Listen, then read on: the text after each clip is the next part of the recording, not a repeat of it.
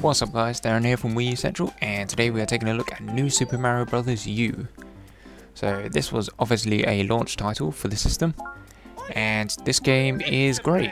I've only played about a third of it, so this isn't a full review or anything, this is just the first impressions, and it's a great game. Obviously I'm only going to take you through the first couple of levels, so I don't spoil any future levels for anyone that's... Oh yes, I got him. For anyone that's interested in getting the game. But yeah, this is obviously the first time Mario has been in HD, and he looks great for a short fat plumber dressed in red. But yeah, if the game is great, and basically if you've ever played a Mario game, one of these side-scrolling ones, then you're gonna love this because the formula hasn't changed for this one. You're still going around collecting coins, getting from the start to the end, getting these 3 hidden star coins that are scattered along the way, and the story of the game is exactly the same as it's been for these Mario games, as it's always been for the last 20 years. Peach has been captured by Bowser, and it's up to you as Mario to go save her. Nothing's changed there. But really, the Mario games aren't meant to be played for the story. It's for the fun platforming experience, and this one's no different. It is a lot of fun. As with these newer titles, there's always been some new suits for the game and new gameplay elements, I guess, to make it a little different from the previous one. And this one's no different. As you can see, this is the new suit for this title. It is the flying squirrel suit, which you get from collecting the acorns. And as you've seen through that level, it allows you to glide, and then one tap of the one of the trigger buttons allows you to like boost up. Not like that. So you glide, you press the trigger button, and up you go for an extra little boost. And that's it for that that suit. And the only other new thing, really, if it was single player wise, is the baby Yoshis. And there's 2 different kinds. There's a blue and a red. Well, no, it's a pink, really. And the pink one allows you to float up in the air, like basically that Yoshi's like sort of like a big hot air balloon, and he expands, gets really big, and you float up in the air and glide down. And again, you can press the triggers to get a little bit of an extra boost with him to get you over those big gaps. And that's it for that guy. There's also a blue Yoshi, which is for blowing bubbles, and basically any enemy that he touches with these bubbles, he instantly turns into either coins or power-ups, which is pretty handy if you're doing pretty bad at the level. I don't know what's going to be up there, so I'll just leave it. And what else can I say, really? There isn't really anything else for the single player experience. I mean, like I said earlier, if you've played a Mario game, then you've played them all. The formula hasn't changed. You're still going from the start of the level to the end of the level, collecting the coins, and after every 2 or 3 levels there's a boss stage, and that's it. Like I said, it's been the same for the last 20 years, which isn't necessarily a bad thing, because it's still a lot of fun even after this amount of time. So I guess that's it for the single player. I might as well show you what's new with multiplayer and the downside to the game that I find. Basically, there's 2 ways of playing multiplayer. The first one, which is just terrible, and the second one, which is just annoying. And by that, I mean the first way, let me just get onto a new level. So the first way to play multiplayer in this game is with this new thing that they've added with the Wii U gamepad called Boost Mode. And basically the person with the Wii U tablet, controller, whatever you want to call it, is able to place blocks on the screen like that by just tapping anywhere. And that obviously allows the person with the Wiimote to get to higher places, you know, jump over enemies, and that's about it really. If you're a good Mario player, then you're obviously not going to need this help. Now this new thing that you've just seen there, that's on the screen, is a new thing that if you use this boost mode enough times, the person with the tablet or touchpad, whatever you want to call it, can now touch the screen and kill any enemy on the screen like that.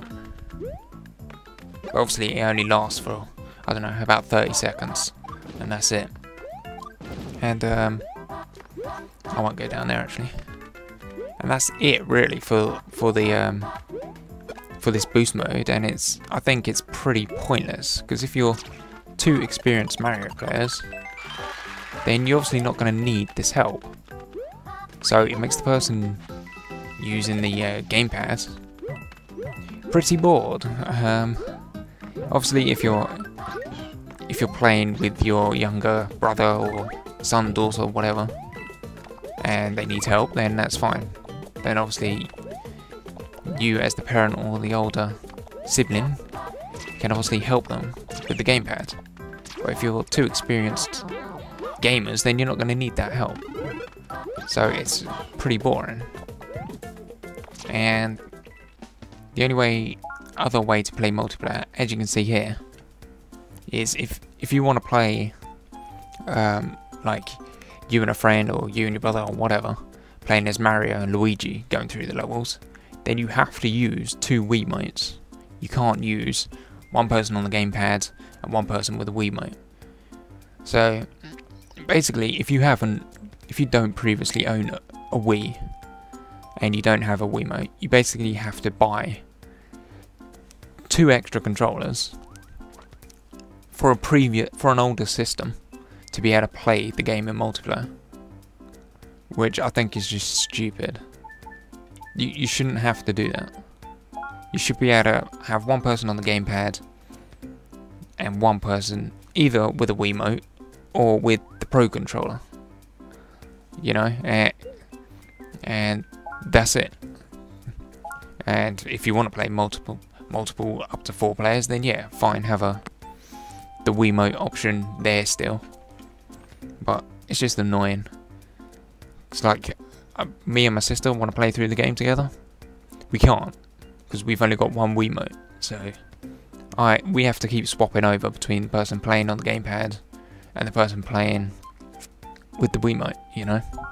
It's just really annoying, and I do not like that at all. But anyway, moving on to the other things that they've added. As you can see here, we are in the challenge menu, and there are time attack missions, which is basically just getting through an entire level in a set amount of time. So this is the very first level, and I think, or maybe it's slightly different, but you have to get through it in less than 35 seconds to get a bronze, and 21 or less to get a gold.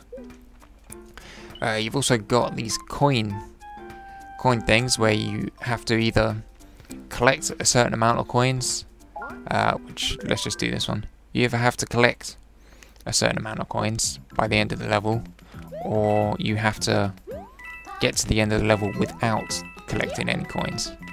So this one is all about using your triple jump to make these jumps like this. And, you know, okay, I failed on those last 5, but whatever. The first few levels of each of these challenges are not too bad. I mean, they're still quite challenging, but I was able to get gold on a few of these As you can see there, just on the second level of this coin challenge, I've only been able to get bronze, and that's considered an easy level. So I need to get practicing on that. And as you can see, there's quite a lot of different sorts of challenges. These ones are for, I might as well just do this one. These are for jumping on enemies, and you have to, well, fail straight away there, but you have to jump on the enemies as many times as you can to get the 1-ups. And I failed again, but whatever.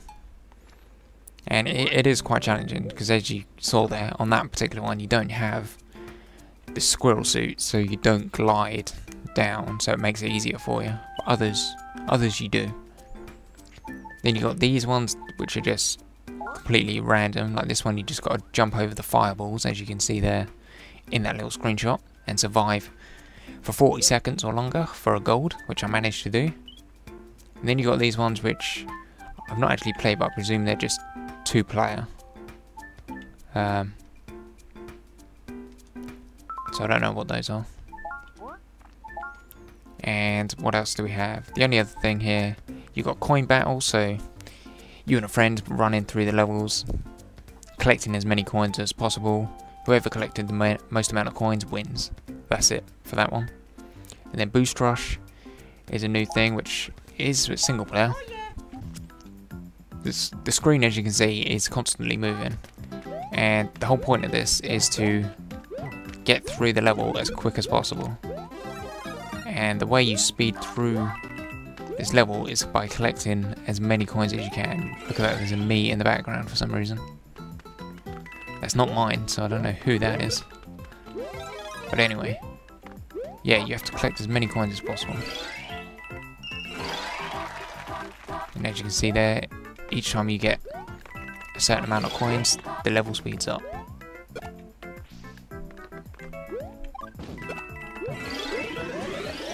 Well, there we go, now we're going full speed. And that is it, that's all you have to do. Just keep going as fast as you can to get through the level. And that is basically it for New Super Mario Bros. It's a good game, like I keep saying, but the only downside is that multiplayer, where you have to use 2 Wiimotes in order to play, as you and a friend playing as Mario and Luigi. The only other option being using one person on the gamepad and the other person using the Wiimote. But apart from that downside, it's a great game, and you should definitely check it out. So thanks for watching, I hope you enjoyed this video, and subscribe for more Wii U content. Thanks again, bye.